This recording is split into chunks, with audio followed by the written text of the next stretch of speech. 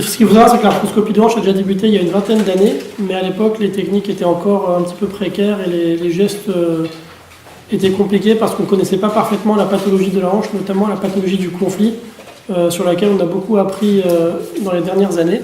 Quand on reprend un petit peu toutes les causes de douleurs de hanche chez les sportifs, on se rend compte que la liste est effectivement très longue et très éclectique, avec des étiologies qui peuvent venir de la hanche, mais qui peuvent également venir d'autres causes, comme au niveau de l'abdomen, au niveau de douleurs gynécologiques. Ce qui fait qu'en moyenne, entre la première consultation d'un sportif pour une douleur de hanche et le diagnostic exact, il y a 21 mois qui s'écoulent.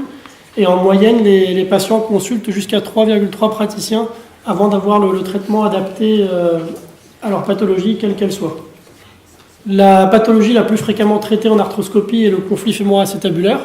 Ça atteint la plupart du temps le sujet jeune, donc entre 20 et 40 ans, et c'est des sports avec des mouvements extrêmes de hanche ou des traumatismes répétés, comme les arts martiaux, la danse, le foot, le tennis, le hockey.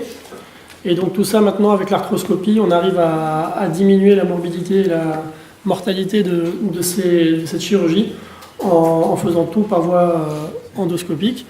Donc on débute par l'ostéoplastie du col. Donc on voit bien en arthroscopie ici la bosse à la jonction tête-col, donc qui est bien délimitée, qu'on va creuser au fur et à mesure en insistant bien sur le fait que le but de l'ostéoplastie, c'est pas de faire une énorme tranchée au niveau du col fémoral, c'est de restituer une anatomie normale. Donc c'est vrai que la solidité du col fémoral autorise à aller jusqu'à 30% de l'épaisseur du col fémoral, mais on n'a pas besoin d'aller au-delà. L'avantage de l'arthroscopie, c'est que sous contrôle de la vue, on peut un petit peu, tout comme à ciel ouvert, on peut évaluer la quantité d'os qu'on résèque, et on sait qu'il suffit d'enlever juste la bosse et de redonner une concavité au col fémoral. Et puis l'avantage, c'est qu'on peut tester en péropératoire la levée du conflit en faisant des mouvements de flexion-rotation et de bien s'assurer que le conflit est levé.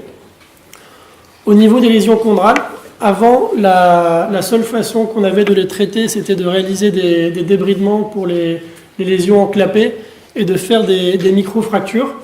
Maintenant, avec les progrès en matière de chondrogénèse, ce qu'on peut faire, c'est en fait des micro-fractures améliorées. Le problème des micro-fractures, c'est que quand on fait nos trous au niveau de l'os, les cellules souches qui ressortent sont un petit peu dispersées dans toute l'articulation et ne sont pas concentrées là où on souhaite qu'elles le soient. Et donc maintenant, ce qu'on peut faire, c'est qu'une fois qu'on a fait nos micro-fractures, on peut aller appliquer une matrice qui permet d'un petit peu mieux les concentrer. Donc c'est une matrice de chondrogénèse auto-induite.